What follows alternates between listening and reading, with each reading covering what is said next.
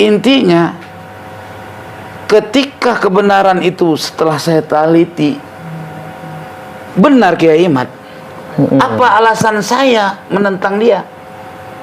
Coba antum pikir, apa alasan kita menentang orang yang benar? Gak ada alasan. Nah, maka oleh sebab itu saya dulu pernah sampaikan ketika di pertama kali itu, ketika di Gus Fuad Pleret, saya sampai menyatakan siapa saja orang yang meneliti nasab Bani Ba'alawi dengan penuh kejujuran, ya, penuh jujur, yang hak-hak, yang batil-batil, pasti ketemu nasab Ba'alawi palsu. Gak ada datanya, gak ada. Ntar saya jelasin. Ya. Nah, Bung Roma ketika dia mempelajarinya, lalu dia melihat kok benar ini orang gitu loh.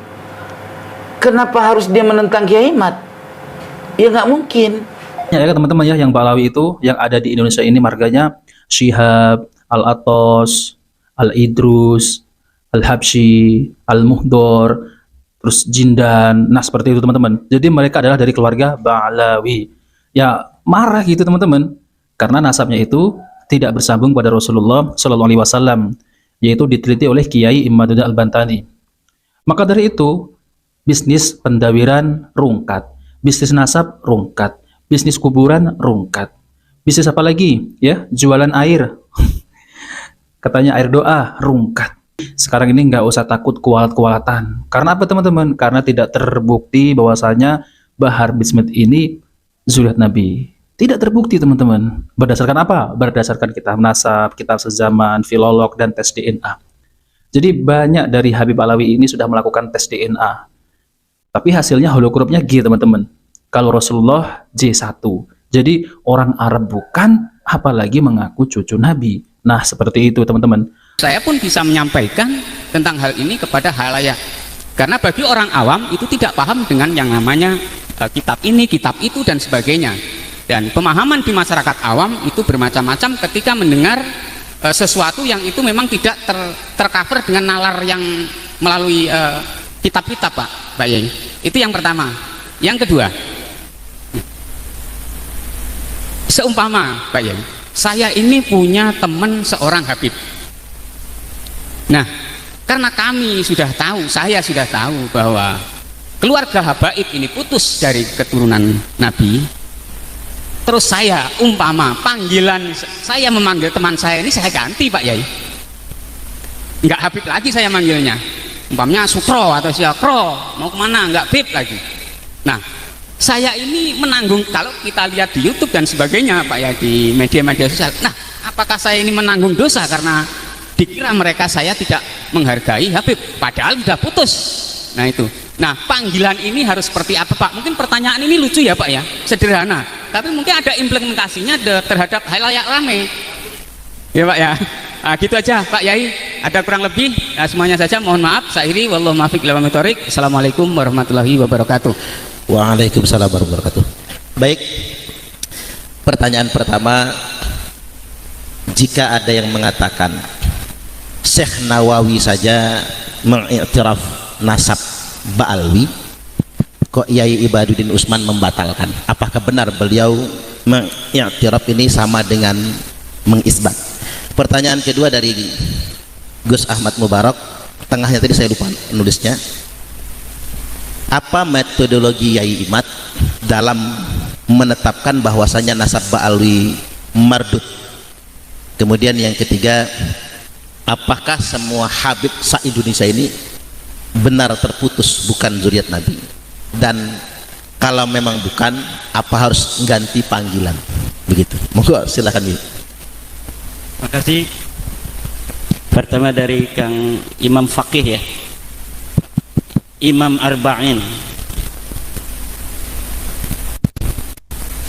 Di dalam Sulamut Taufik, Syekh Nawawi panggil Sayyid ya. Ya, kalimat itu ada sebuah kalimat yang isbat, ada kalimat yang tidak isbat. Al kalimatul lati la yuqsadu bihal isbatu laisat isbatan. li annal isbat yahtaju ila dalilin wa illa fa husnudzan. Jadi sebuah kalimat itu baik ngomong Sayyid, Syarif, Habib itu di dalam sebuah kitab itu tidak menunjukkan sebuah isbat kalau tidak ditujukan sebagai isbat. Wal isbat yahtaju ila dalil. Isbat itu membutuhkan dalil. Wa illa fa husnudzan. Kalau tidak itu namanya husnudzan.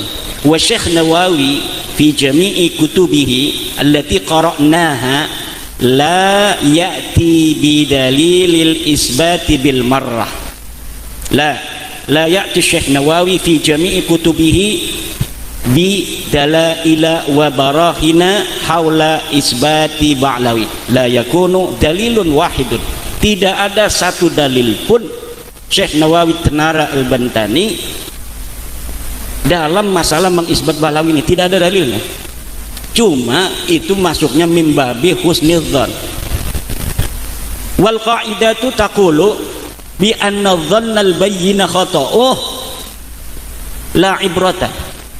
Kalau sebuah dhon itu sudah jelas salahnya, itu tidak dihitung. Walau kharaja min waliyin. Walau kharaja min waliyin. Makanya di dalam Islam itu agama dalil. Nahnu ashabud dalili haitsuma yakunu dalilun wahidun qabilna wa illa radadna. Kalau ada dalil kita terima, kalau tidak ada dalil kita tidak terima, siapapun itu. Makanya kasyaf tidak bisa menjadi dalil. Misalnya ada waliullah ngomong, saya bermimpi bertemu Rasulullah SAW mengatakan Ramadan itu besok. Tidak bisa. Tidak bisa dijadikan dalil. Kenapa? Karena itu jalannya husnudzon, bahwa benar dia itu bertemu Rasul. Husnudzon saja. Ya kan? Husnudzon, karena ada dalil hadis, siapa orang yang bermimpi bertemu Nabi maka dia sama dengan bertemu Nabi. Tidak mungkin Nabi itu ditemukan dalam mimpi, bukan. Itu masuknya dalam ilmunya itu masih husnudzon, masih dzon gitu. Maka ketika Syekh Nawawi mengatakan As-Sayyid itu belum tentu mengisbat. Lihat di dalam kitab Rasail fi Ilmil Ansab, kitab Nasab. Lihat di dalam kitab Muqaddimat fi Ilmil Ansab. Ya kan? Intinya ketika kebenaran itu setelah saya teliti benar Kiai Imad, apa alasan saya menentang dia? Coba antum pikir, apa alasan kita menentang orang yang benar? Gak ada alasan.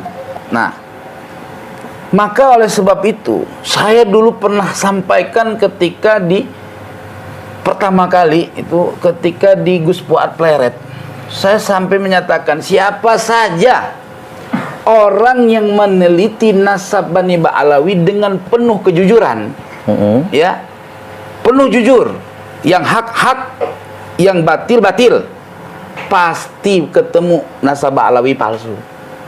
Gak ada datanya, gak ada. Ntar saya jelasin. Ya. Nah, Bung Roma ketika dia mempelajarinya, lalu dia melihat kok benar ini orang gitu loh. Kenapa harus dia menentang Kiai Imad? Ya nggak mungkin. Offside itu namanya. Ya.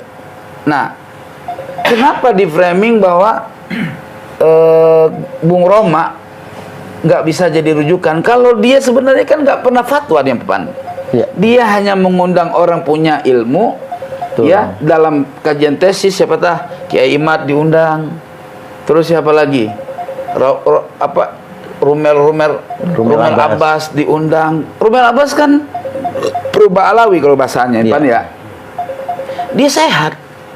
Kenapa ketika Bung Roma dia lebih condong kepada Kiai Imad dalam penelitian, dan setelah dia uji dalam secara podcast dia lah kalau bahasanya ya.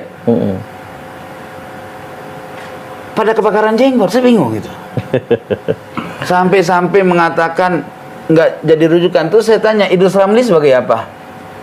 Kiai apa dia? Emang ahli nasab dia? Memang dalam menetapkan nasab ya, ahlun nasabah. Kiai Imad, saya itu bukan ahlu nasab, dan Kiai Imad juga nggak pernah bilang dia ahli nasab kan. Betul, betul. Tapi dia mubahis fil ansab, orang yang membahas tentang persoalan nasab. Dia kaji nasab Alawi palsu, dia sampaikan. Terus tesis Kiai Imad selalu di framing tidak diuji kelayakan katanya. Biar tahu tesis itu ada dua model, ada tesis Magister ya. atau apa tadi magister atau melalui university. Yeah. Nah, tesis itu akan diuji oleh doktor-doktor dan profesor. Betul. Karena untuk mendapatkan satu apa tadi gelar gitu loh. Nah, kalau Kiai Imad gak gila sama gelar, dia nggak perlu dapat profesor, dia nggak perlu dapat gelar doktor gitu loh. Dokter apa doktor? Doktor. Doktor, kalau dokter tukang obat ya. Tukang nyuntik. Tukang nyuntik. Nah, nggak perlu dia. Kenapa? Dia ingin menyampaikan bahwa nasabah Alawi setelah saya teliti palsu, dia buat satu karya supaya siapapun orang, mau profesor, mau doktor, mau kiai, ya, mau ustadz yang punya kemampuan ilmu teliti, benar orang? Gitu. Betul, betul. Ternyata setelah tersebar itu tesis tersebut, saya melihat tesis itu, saya nggak baca tuntas loh tesis itu, tapi saya lihat apa bahasa inti nasabah Alawi batil karena tidak terverifikasi dari kitab-kitab nasab yang ada di abad ke-4, 5, 6 sampai selesai. Baik, Said. Ini kita udah mengerucut ini. Karena kita sudah masuk dan kita sudah dapat jawaban tentang Ustadz Idrus Ramli tentang Roma. Beliau sudah masuk tadi bahwasanya ditinjau dari aspek mana nasabah Alawi ini dikatakan batil. Karena hari ini kita menghindari perkataan terputus. Karena kalau putus pernah nyambung. Ibarat orang cerai kan pernah nikah berarti kan. Nah, hari ini kita ingin mendengarkan penjelasan dari beliau, apa tinjauan dan kajiannya untuk menegaskan nasabah Alawi ini batil, sekaligus juga tentang apa sih urgensinya kitab sezaman untuk mengisbat nasab ini. Kita persilahkan. Baik. Semua para ilmuwan ahli nasab, ya, dari zaman ke zaman itu menetapkan sesuatu tidak asal-asal main. Tidak ada sistem mimpi, ya. Tidak ada sistem melalui proses kasab, ya. Tidak juga melalui konsep sistem baru paham Atau prasangka ya. Ya, baru paham. Dulu gue nggak paham, sekarang gue baru paham. Nggak ada begitu, nggak. Gitu loh. Ya. Jadi batalnya sesuatu dalam ilmu nasab itu sebenarnya muradif dengan ilmu hadis. Karena setiap fan ilmu itu dia punya gaya tersendiri. Ketika berbicara sufi, istilah-istilah ulama sufi jangan dipahami dan ditahkim dengan begitu terburu-buru dalam kacamata fikah. Setiap fan ilmu itu punya kamarnya masing-masing. Ya. Ilmu nahu, kalau kata orang ilmu nahu nih ya, ilmu yang lain mah nggak ada gunanya kalau kagak ada ilmu nahu, kata orang ulama ilmu nahu. Karena orang tidak akan paham Al-Quran, tidak ketemu segala sesuatu dari isi Al-Quran dan segala sesuatu dari makalah Nabi kecuali dengan mengetahui ilmu alat. Ya enggak? Nah, ilmu alat juga disebut ilmu adab. Maka kalau zaman dulu tuh Abdullah bin Umar mendengar anaknya aja lahan, harokat patah dibaca kasrah, digampar. Coba baca tuh Mukhtasar Jidan mukadimahnya. Setiap ilmu itu punya fannya masing-masing dan punya kaidahnya sendiri. Iya. Kalau kata ulama tasawuf, masuk dalam ilmu tasawuf farduin. Kalau kata ulama fikih dulu. Karena tanpa fikih kagak bener ibadah. Kalau kata tasawuf, tasawuf dulu, akhlak dulu dianuin, dibenerin, iya nggak? Kata ulama tauhid orang kena. Iya. Kalau belum makrifat Tuhan, sholat lu bener. Siapa yang lu sembah? Lah kaider. Kalau dipisah-pisah begitu. Ya. Paham nggak kira-kira? Jadi ilmu hadis juga dia punya retorikanya masing-masing. Nah, ilmu hadis ada diroyah dan ada riwayah. Bagaimana kita mendeteksi hadis hasan, sahih, hasan, doib, maudhu? Ya. Kalau saya bicara lagi, mungkinkah ulama semua itu nggak pernah bohong? Pasti orang jawab nggak mungkin. Kalau tanya, mungkin nggak aulia kena tipu? Itu kita kan terjebak dengan retorika pertanyaan yang kita nggak punya ilmu menjawabnya. Orang awamnya, mohon maaf, mungkin nggak aulia kena tipu? Coba, wali Allah mungkin nggak kena tipu? Mungkin. Hah? Mungkin. Sebagian nih. Yang lain dia pasti kata nggak mungkin. Wali Tuhan kok kena tipu? Ya. Kan masa begitu, Pak? Nabi, nih tanya lagi nih. Nabi mungkin nggak kena tipu? Mungkin. Lah buat Nabi kok kena tipu? Iya kan? Nah, di sini narasi-narasi Ba'alawi yang saya lihat ketika dia bawa Tuan Syekh Hasyim Asy'ari dibandingkan dengan Kiai Imad, mana lebih tahu Tuan Syekh Hasyim Asy'ari dengan Kiai Imad? Itu kan bandingan bodoh. Masa ngebandingin yang hidup dengan yang mati? Giliran kita bilang hebatan Kiai Imad, marah Pan. Padahal dia yang nyumili. Kan lucu. Lucu nggak tuh? Loh, Kiai Hasyim Asy'ari tidak meneliti. Ya. Jadi dia tidak punya apa fatwa. Karena dia tidak nggak neliti. Betul. Bukan berarti Kiai Hasyim Asy'ari tidak punya ilmu. Salah. Dalam bila mana nih Tuan Syekh Hasyim Asy'ari masih hidup, sungguh Tuan Syekh Hasyim Asy'ari mengatakan Ba'alawi batal, Kiai Imad benar. Ya. Gitu loh. Kenapa? Fakta, data. Gitu loh. Hujah dan dalil. Hujah dan dalil. Jelas nggak pelan-pelan nih saya ngomong nih? Ini waktu jangan dibatasin ya. Ya, nggak dibatasin. Biar sampai jam berapa biar danta gitu. Jadi ilmu nasab juga sama. Ada ilmu nasab dirayah, ada ilmu nasab riwayah. Tinjauannya dari mana nih? Kalau bahasa sahih ada sahih riwayat, sahih sanad, rijalnya siqah. Ada matan ditinjaunya. Betul. Urutan sanad silsilah rawi itu hadasananya siqah, bagus. Matannya maudhu, bisa terjadi. Saya contoh, ada riwayat saya mengatakan mi'raj Nabi dengan ruh. Sahih riwayatnya. Matanya maudhu. Kenapa? Mukhalif daripada zahir makna Al-Quran. Matanya maudhu. Tak kasih contoh lagi yang lebih gampang dipaham. Mak Nabi menurut riwayat yang mutasil, walaupun derajatnya mursal, itu menyatakan bapak Nabi di neraka. Di neraka, betul ya. Benar nggak?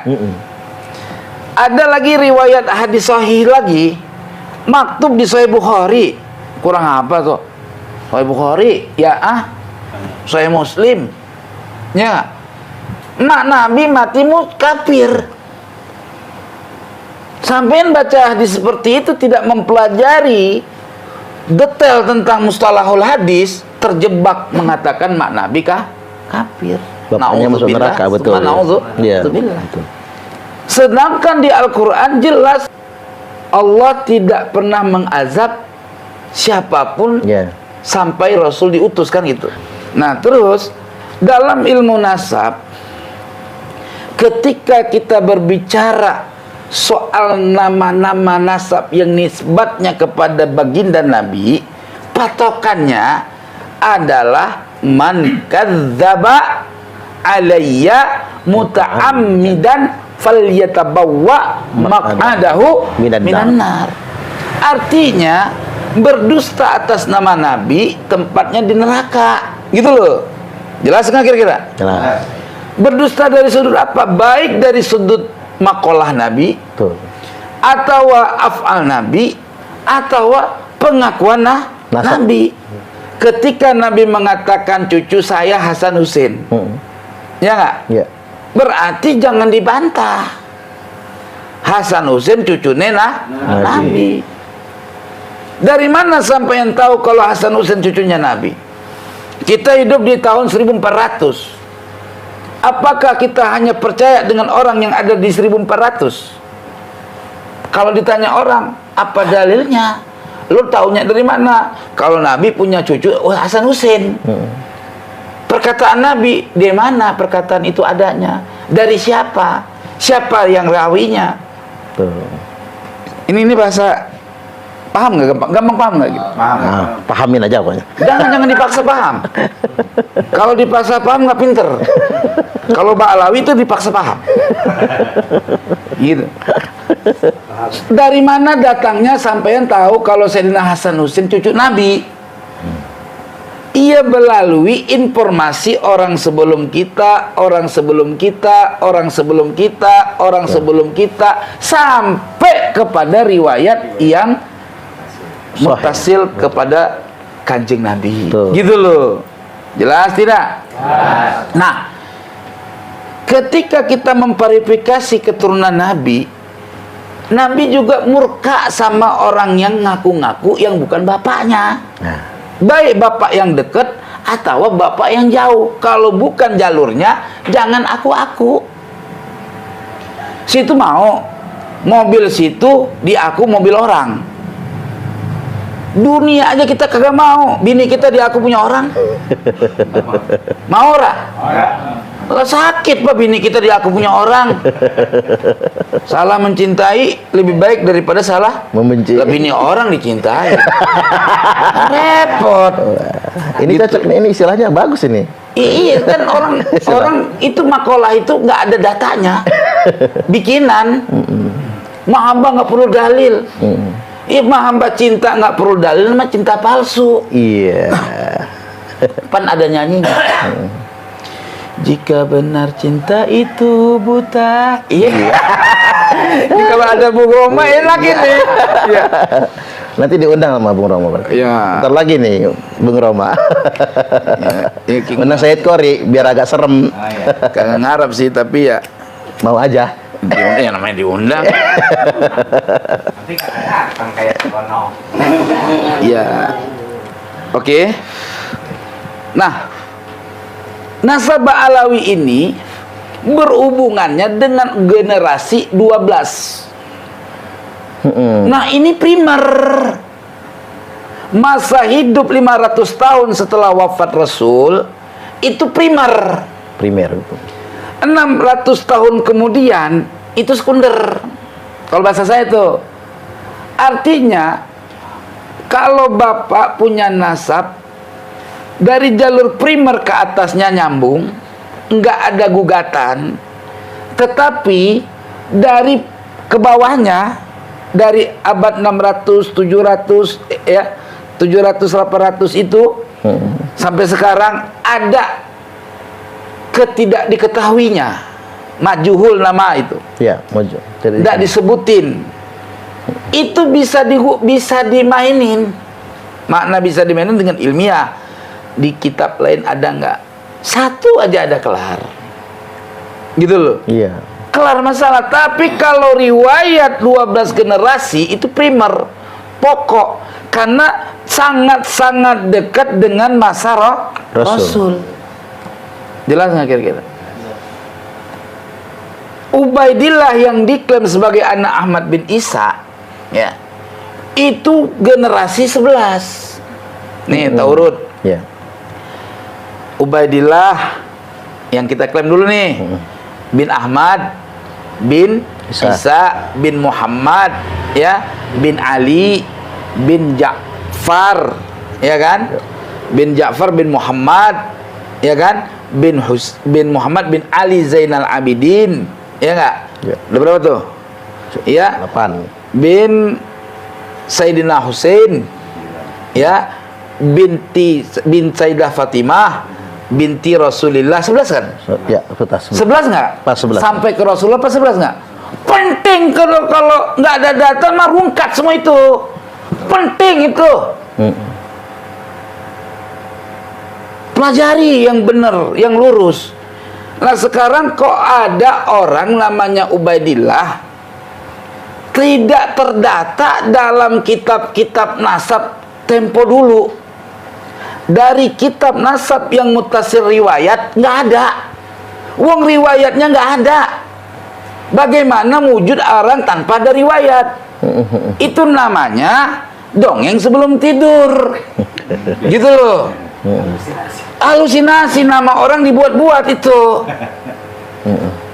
Kalau Ubaidillah ini orang biasa, ya ustadz Iqra lah, wajar nggak ada yang kenal Papan. Tapi kalau dia sekaliber Bapak Prabowo, sekaliber Bapak Jokowi, sekaliber lebih dari Tuan Syekh Hasyim Asy'ari, sekaliber Gus Dur, ilok agak yang tahu. Gue bingung. Masa surat cinta aja kagak ada?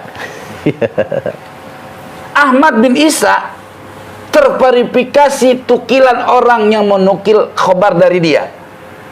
Ahmad bin Isa. La Ubaidillah mujtahid mutlak. Imam Syafi'i punya karangannya, Imam Ghazali punya karangannya. Dia jangankan karangan, surat cinta ge kagak ketemu. Nggak pacaran dia kali. Mungkin zaman dulu orang pacaran kan. Gitu kan? Paham nggak kira-kira? Ya, paham ya. Enggak kan? Alwi hebat. Amul Pakih bisa terbang 70 kali ke langit jumpa sama Tuhan. Mi'raj. Orang pakai buruk loh. Nabi aja sekali seumur hidup pakai buruk. Dia mah kagak pakai apa-apa, cus. Begitu kan? Kesaktian dia sama Nabi. Gue bingung. Sekaliber itu mampunya, ya nggak? Ilok kagak ada karangannya. Nggak ada karangan. Bang, mohon maaf ya. Gue kan nggak pinter, gue mah. Ya jadi gue ngomong nak. Ya nggak apa-apa. Saya kagak pinter, saya mah. Ya, bukan orang hebat ilmu mah. Ya, cemen ilmu kita. Tapi doyan nulis. Karena hobinya orang-orang cerdas, tingkatnya udah tingkat aulia, hobinya nulis. Apa gitu ditulis sama dia? Siapa ulama yang pada tingkat derajat martabat tinggi, yang syuhrah hebat, Syekh Abdul Qadir Jailani, ada tulisannya, banyak karyanya. Iya nggak? Ngapa dia kagak ada? Gue bingung. Ini orangnya ada nggak sih sebenarnya? Diklaim hebat tapi nggak ada apa-apanya, nggak ada bukti, nggak ada kitabnya. Betul. Ulama yang ada di zamannya boleh cek. Imam Nawawi, Imam Rafi'i, ya, tidak pernah tahu nama Amul Pakih Muqaddam. Iya. Gue bingung. Seringkali di dalam kitab karangan Imam An-Nawawi, qala, misalkan ulama anu sebutin sama dia, ya kan? Kalau di Yana qala Al-Auza'i, disebutin, ya nggak? Qala Imam Syafi'i, tanda orangnya ada. Benar-benar. Betul. Nah, Ba'alawi dari nenek moyangnya sampai Muhammad Maulad Dawilah hebat, tapi nggak ada orangnya. Betul.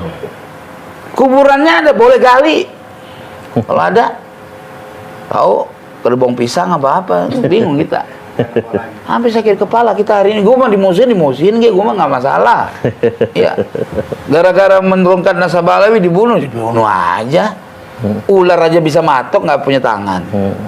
Masa kita diciptakan tangan sama Tuhan, punya kaki, orang bisa nangkis? Iya.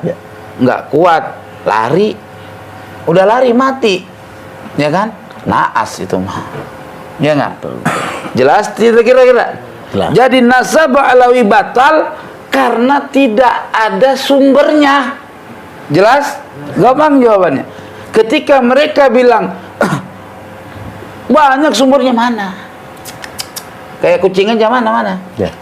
Iya, mana sumbernya, mana? Sumber kok ada di abad 9-10.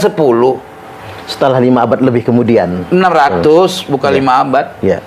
6 abad. Belum saya bongkar Ahmad bin Isa tidak pernah wafat tahun 345.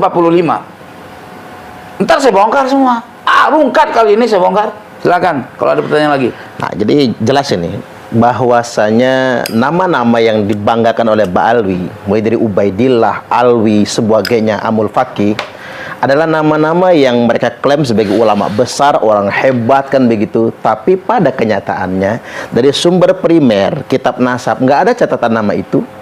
Bahkan ini berlangsung selama 5-6 abad lamanya.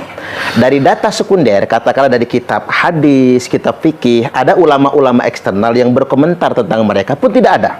Jadi berdasarkan sumber primer, berdasarkan sumber sekunder, tidak ada penyebutan sama sekali tentang nama-nama yang diklaim sebagai nenek moyang Ba'alwi. Sampai di sini jadi paham kita bahwasanya nama itu memang tidak ada. Ya jangan-jangan tadi itu dulu ada sosok sebenarnya nama yang terkenal, Ubaidillah juga. Ubaidillah bin Ahmad juga. Tapi yang mendirikan dinasti Fatimiyah ternyata ketika diperangi oleh Khalifah Salahuddin Al-Ayyubi, dia ngaku-ngaku sebagai dzurriat Nabi padahal dia Yahudi. Makanya jangan heran sekarang kalau tes DNA yang ngaku-ngaku cucu Nabi itu juga DNA-nya Yahudi. Karena mungkin barangkali Ubaidillah yang diklaim sebagai moyang mereka adalah orang yang sama. Kita masih pakai barangkali karena untuk menyambungkannya butuh data yang lebih lengkap lagi. Baik, kita akan lanjut lagi kepada kajian yang berikutnya. Tadi sebentar kita lihat ke PN dulu biar berurutan. Oh ya, mereka mengklaim bahwasanya Imam Ahmad itu dengan lakop Al-Muhajir yang mereka klaim sudah berhijrah ke Yaman. Apakah benar menurut kajian Teguh Qori Imam Ahmad bin Isa ini Al-Muhajir betul-betul hijrah ke Yaman? Jadi demikian. Baik. Ahmad bin Isa yang digelar Al-Muhajir pertama ya. Ya. Gelar Al-Muhajirnya saja itu tidak pernah didapatkan di dalam berbagai kitab-kitab nasab dan kitab-kitab tarikh kecuali dari golongan dia sendiri. Iya. Ya.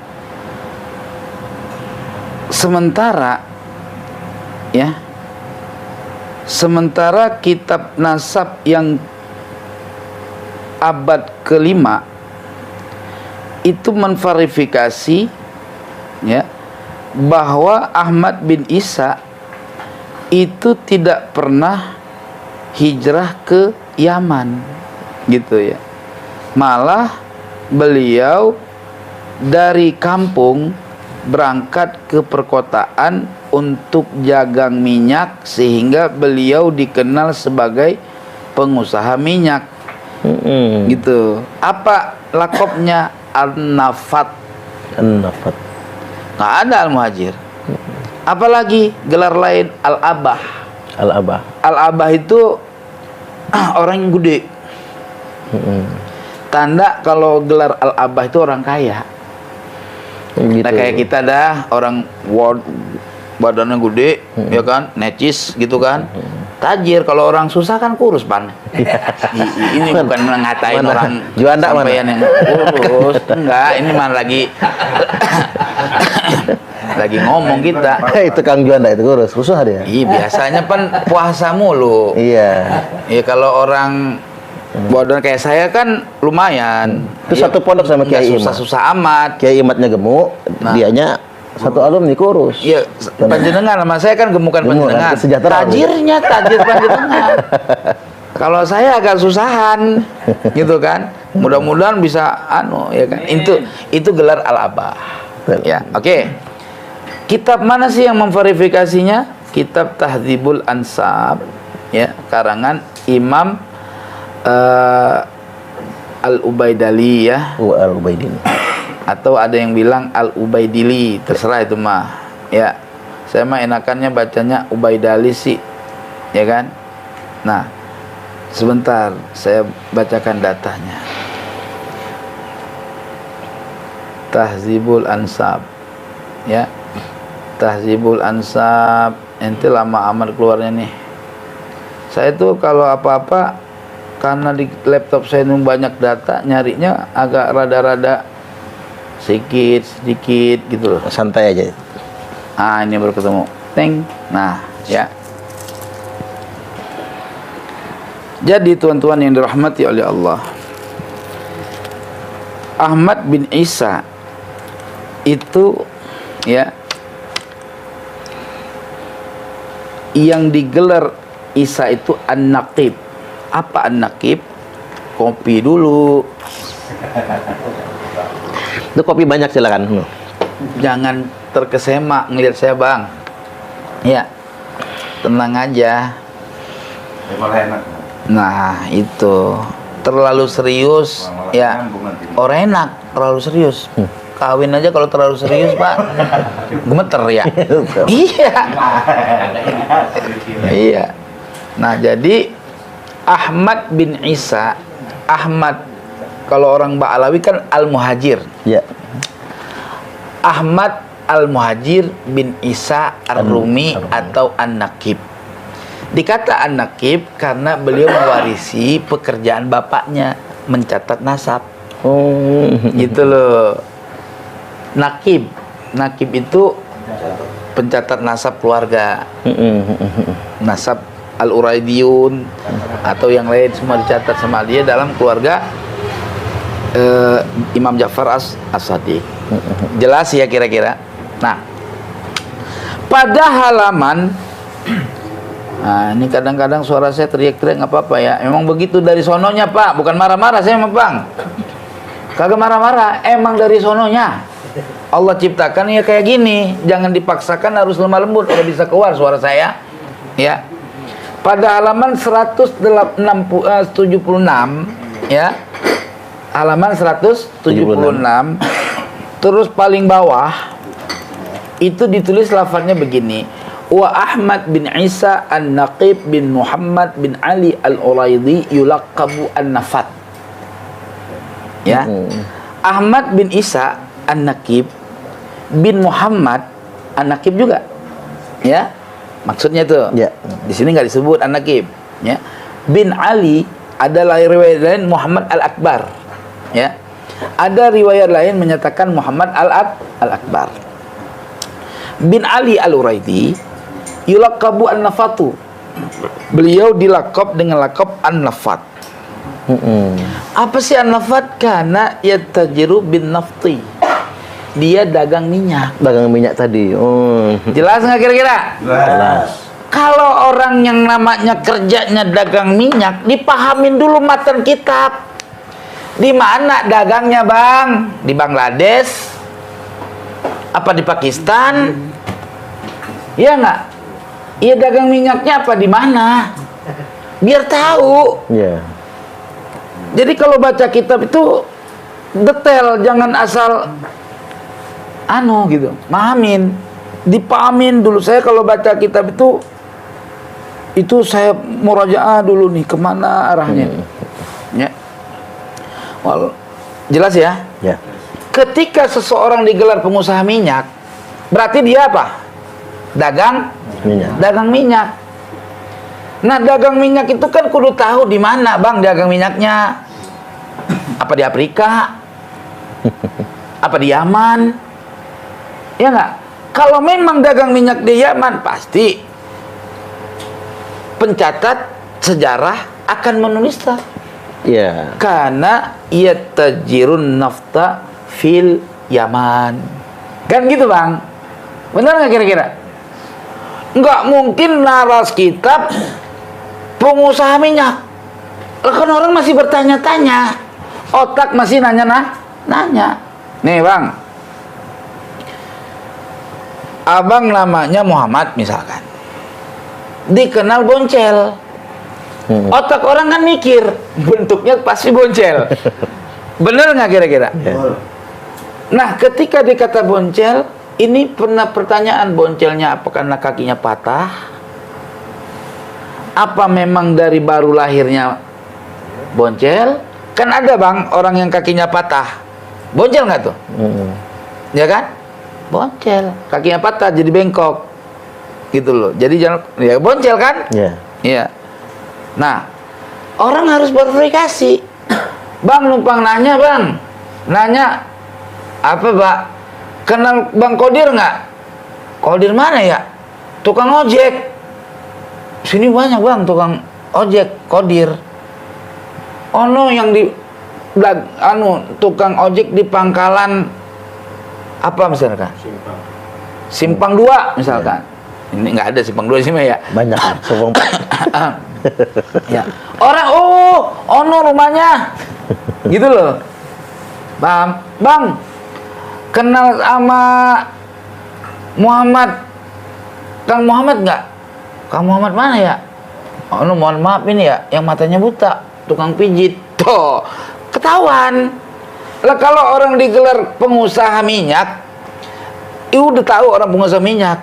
Cuman dagang minyaknya di mana? Kan kudu tahu orang. Jadi kalau musannif tidak memverifikasi di mana dia dagang minyak, ya berarti penulis itu tidak detail menceritakan siyakul kalam yang dimaksud Ahmad bin Isa. Jelas tidak? Jelas. Oke. Sekali lagi yang biar kompak apa? Kalau jelas jelas ora? Jelas. Oh, begitu. Itu baru laskar. Ini laskar kayak belum makan, kasih makan. Ya. Barulah musannif ya ingin memberikan penjelasan terkait dia punya cucu. Kalau orang menyebutkan anak yang lebih karena dia punya cucu yang panjang, ya dia dahulu menyebutkan cucu dulu. Karena kan orang Arab itu kan selalu memakai istilah bin. Jadi kalau dia menyatakan cuma anak toh, berarti nanti penjelasan anak cucunya dia berkesinambungan pada pasal selanjutnya gitu loh. Terkadang ulama dia memberikan penjelasan anak cucunya sekaligus kepada anaknya. Makanya lapatnya begini. Min waladihi atau min wuldihi Abu Ja'farin al-A'ma Muhammad. Tuh. Sebahagian daripada cicitnya atau anak keturunannya Said Ahmad bin Isa itu berkunyah, berlakob atau yang dikenal dengan Abu Ja'far al-A'ma, orangnya buta. Kang Abu Ja'far al-A'ma berarti yang maksudnya abang Abu Ja'far atau Said Abu Ja'far orang buta, orang yang buta. Nama aslinya siapa kan kudu tahu Bang. Misalkan nih Bang, abang punya anak namanya Ruslan. Kadang-kadang kan orang nanya